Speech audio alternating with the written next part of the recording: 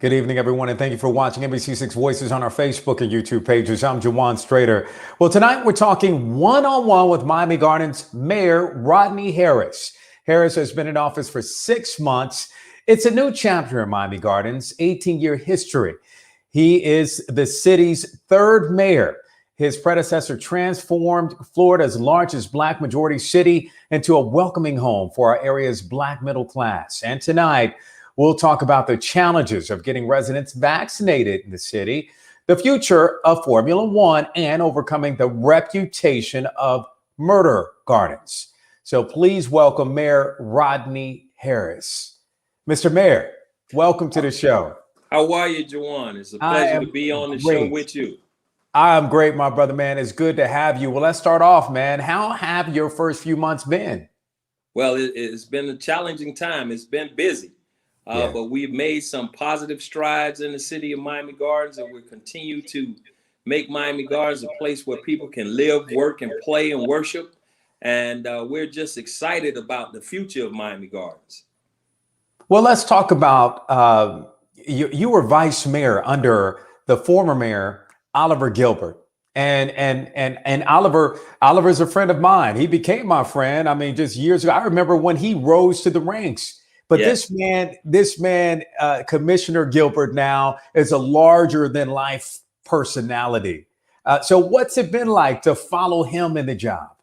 Well, it's been fun. It has been fun. And we've had the opportunity to continue to work with him. Him being our county commissioner right now, we're still working with him. And I consider him to be my friend. So we're still close and we still work closely together.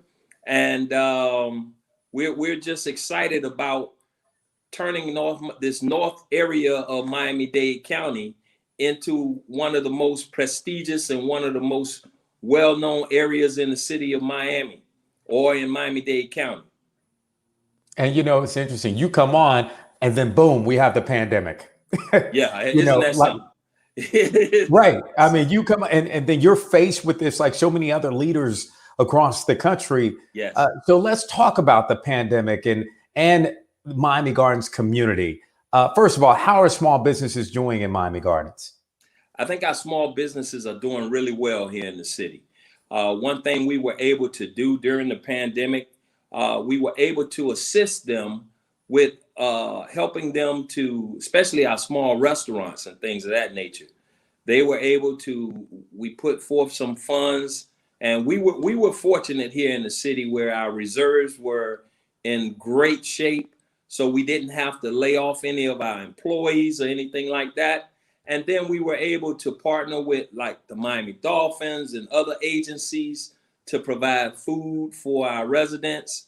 And then our small businesses, the restaurant businesses, were the ones who prepared those meals. So they were still able to receive some benefits in the process of helping our residents. And what about unemployment and everything else? Because that impacted so many, especially those in the Black community. I think unemployment hit hard throughout the entire Miami-Dade, not just here in Miami Gardens. We had people that were work in other areas of Miami-Dade County that was affected by the pandemic. But as I stated, for our employees here in the city, we were fortunate enough to have enough in our reserves that we didn't have to lay off our employees. And we found it to be a sin to have to do something like that. So what we tried to do, and we tried to keep all of the employees together, make sure that they had still received paychecks. And we found work for them to do here in the city. And we were able to keep all of them. So we really did a great job I have to thank our city manager and the finance departments for making sure that we were fiscally sound during this pandemic. And we're still in great shape. And so we're working with our residents, we're working with our community, we're working with our stakeholders, our businesses, and we're making sure that our community continues to function and thrive just like they were doing before the pandemic. We know that people have been affected. We started rental assistance programs. We did mortgage assistance programs. We paid hospital bills. So we're still in great shape, and I thank God that we were able to do that for our residents. And Mr. Mayor, let's talk about the vaccination efforts. So one of the state's largest vaccination sites, and I'm sure a lot of people already know across Miami-Dade County because we talked about it so much, is at Hard Rock Stadium in Miami Yes. Gardens. But less than a quarter of the state's Black residents are vaccinated. So what are you doing to encourage folks in your city to get the vaccine? Well, we're encouraging our people. We're doing PSAs. We're doing posters around the city. We're doing flyers. We're putting out all types of information. We have several sites in the city for vaccinations. We have, as you know, over at the Hard Rock Stadium. That's probably one of the largest sites in the state of Florida, I believe. And then we have at Brentwood Pool, one of our pools here in the city. We're providing vaccinations on a daily basis there. I think they're being able to service like 1,000 people a day there. The Jesse Trice Center is able to provide what is those vaccinations for people.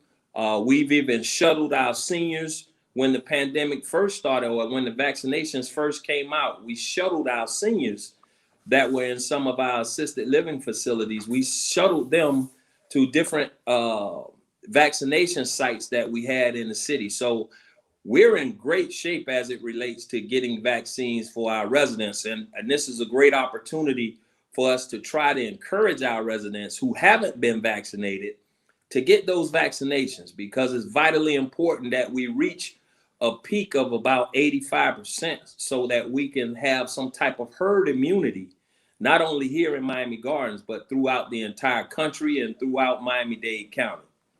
Very well said. So all those folks that are watching this morning, you heard it there from the mayor, get vaccinated. Okay, well, let's switch gears and let's talk about the city of Miami Gardens and the image. For years, the area was called Murder Gardens. So what are you doing to improve Miami Gardens' image? Now, we know that the previous mayors, they did their part. They did what they could to try to improve the image. I remember years ago interviewing your predecessors, and of course they would get so upset when I would talk about that. But we were able to talk about all the great things going on in the city. But you must still remember that this was an image that Miami Gardens has had to overcome over the course of years. So what are you doing in order to change that image? Well, I remember the times when we had situations when they were calling us murder gardens, but our murder rates have gone down. Our crime rate has been reduced by some 30%.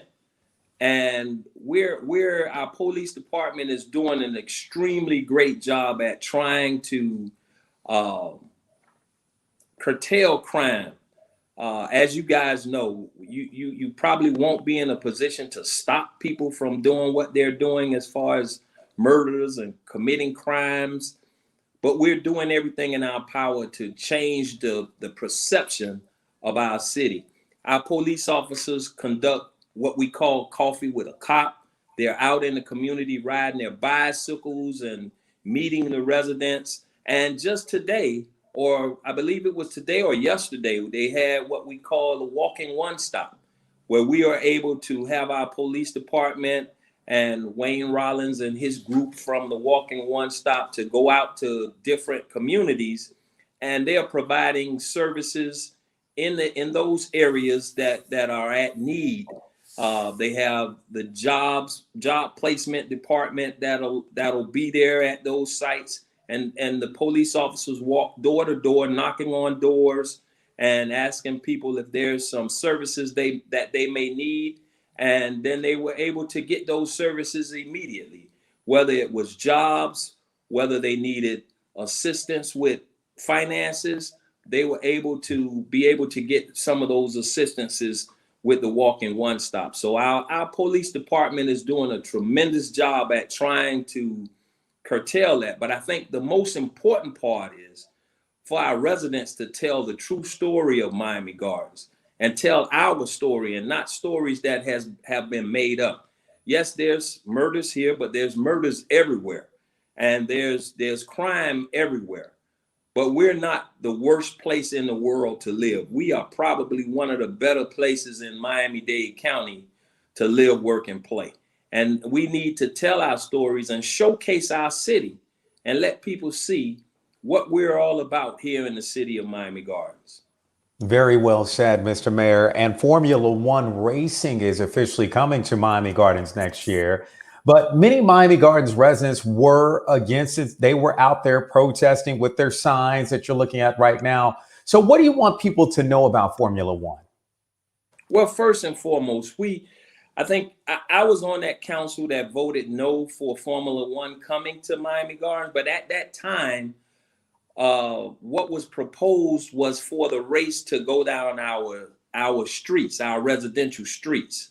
And we were totally against that. We did not want the race to go down our streets. The dynamics of the whole thing changed once the Miami Dolphins and Formula One decided to put the race inside the stadium on their own ground. And at that point, we had no jurisdiction to stop them from having a race on their own facility. In fact, they had already been given the permission by Miami-Dade County to have the race. And I thought it was unjust for them to have a race in our community without involving us. And what I would want our community to understand is that the race was going to take place whether we were involved. And when we got involved and we were able to get benefits for our community, I think it works out both ways. And I would tell our residents to hear the truth first before you pass decisions or you make an assumption that things have been done underminedly or undercover. It wasn't like that. The Formula One had been already approved to come to the stadium. They didn't even need our assistance or anything like that. And what we agreed to was a memo of understanding for our residents and for our city to receive a benefits package for Formula One, from Formula One and the Miami Dolphins, so that we can reap some of the benefits that were going to take place and that this region will obtain, because this is going to be one heck of a race and one big event. It's a global event. And Real fast, right can you now, talk Miami, about some of those benefits? I'm so sorry to cut you off, but can you talk no, about that's some of fine. those benefits? Yeah, well, some of the benefits right now, we're going to receive a $5 million package. And with $5 million coming directly to the city, where we can use for what we see fit for, and the money will be spent on our residents as far as benefits to our residents. We're going to there's going to be a development of Formula One in schools and the STEM programs for our elementary, middle, and high school students. There's going to be some paid internships for our high school students and college students in in this community. And there's opportunities for our local restaurants to participate in the on-site sale of food and non-alcoholic beverages without a buyout fee. So our small businesses that suffered during the pandemic will have an opportunity now, especially those restaurants, to be a part of this without a buyout clause, which means that they'll be able to reap all the revenue from being a part of this Formula One. So we're excited about it, and it's just an opportunity for Miami Gardens to, again, showcase who we are, why we're here, and what we're all about to the world. And then that correlates back to what you were talking about, the Murder Gardens piece. This changes people dynamics when they know us around the world and they see us. We're going to be on the stage with cities like Monaco and Abu Dhabi and Brazil and China and all those other places that house Formula One. We're going to be on that same type of stage here in our small little piece of Miami Gardens.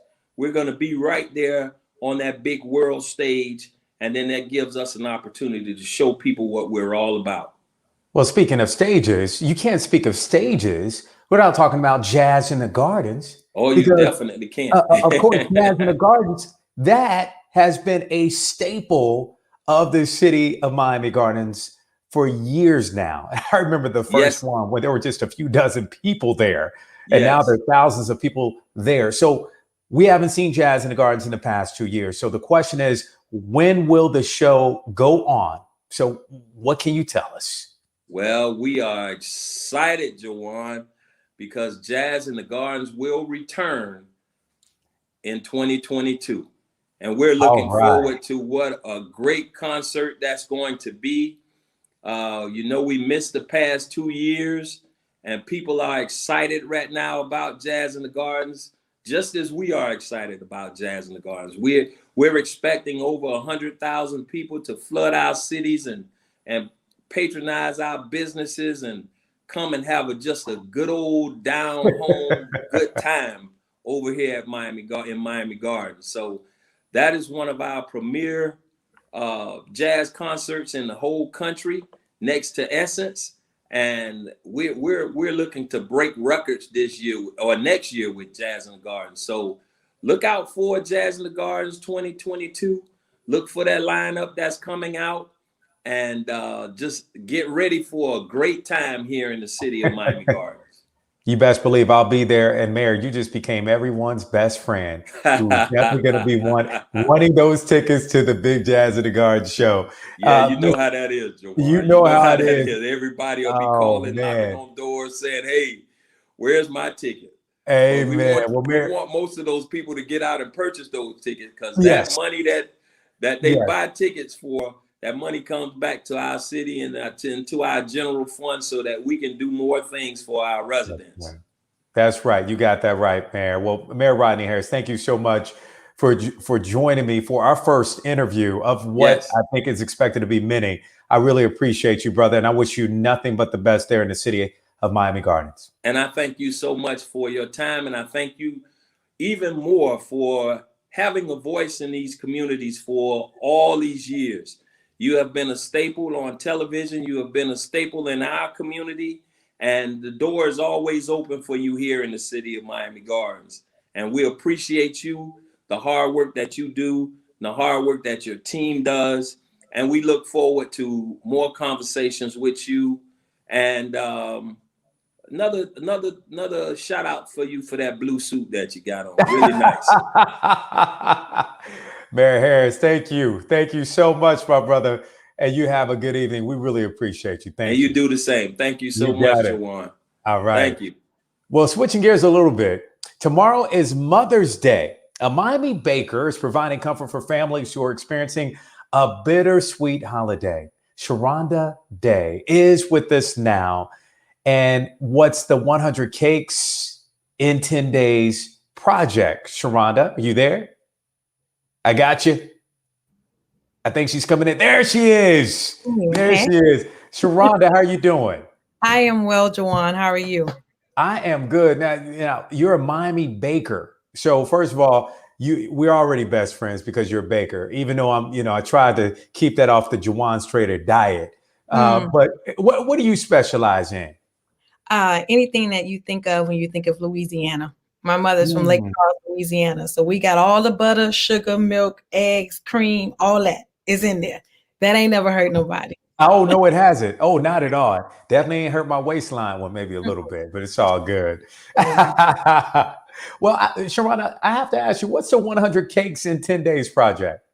The 100 Cakes in 10 Days Project, Jawan, is just my way of reaching up to heaven to connect with my mother, who I lost a few years ago on Mother's Day. And I just figured if there's anything that I could do for mothers who may be mothering with a broken heart, for children who want to give their mothers a gift but can't afford to, that this would be a way to do it. In the first year, I only had 10 days to get it done. And I'm so ambitious. So I was like, I can sell 100 cakes in 10 days. And 5 years later, we're still at it, just trying to make somebody's life sweeter, one bite at a time on Oh, Mother's Day. you're definitely doing this. Well, let's talk about how this works. How does it work? So how it works is this. Joanna's going to purchase one bundt cake for $40, and that Mhm. automatically causes one cake to be gifted to a mother who's been identified by this year's CBO, which is the Miami Children's Initiative. Jawan also has the option to donate his cake to another mother. So you can either keep yours or you can donate yours too. So that way we are able to reach more mothers with just your one buy. And I just go to the sweetexchangemiami.com in order to do this? That's it. We put it right on the homepage. You can't miss it. There is a beautiful flyer and the form. Everything is right there at your fingertips. How special is Mother's Day to you? Mother's Day to me is special because I am a mother who is mothering while I'm motherless. And it is a day for me to reflect on the fact that I can no longer call my mom for the advice of how to do this thing right. But I realized that without my mother, there would be no me. And without me, there would be no daughters of mine. And I feel that way for every mother who's out here just trying to mother your babies the best way that you can. I hope that a piece of cake, a PIECE piece of cake from Sweet Jelane's this Mother's Day can give you some PEACE, some peace in your heart, if only for a moment. And that's what Mother's Day means to me. And what's the response been from families that are out there either giving or that have received over the years? They have now become the givers because of the impact. That's something that we think is so small, right? It's just a cake. But what that meant for them, they have been the ones who pushed me in the years that I didn't think I had what it took because I was just missing my mom too much. I'm like, no, I'm not going to do it. And they have been able to pull me up to a place of encouraging me to continue to do this. And they're the first ones to purchase every year. And so for me, that is the benefit of the give back. It allows you to continue to give. Amen. Amen. And Ted, where should people go? Once again, it's right there in front of you. Where should they go if they want to give? You can go and meet us at the sweetexchangemiami.com, where we combine good food, great drinks in order to create a better community. Amen. Sharonda Day, thank you so much for joining us, and happy Mother's Day to you, Thank you. especially, and all the mothers out there that are watching. Happy Mother's Day to you. Thank you, sir. Thank you for having me. You got it. You got it. Well, that's it for our show for tonight. And of course, you can watch this program this Saturday morning at 9:30. Be sure to follow us on our Instagram and Facebook pages.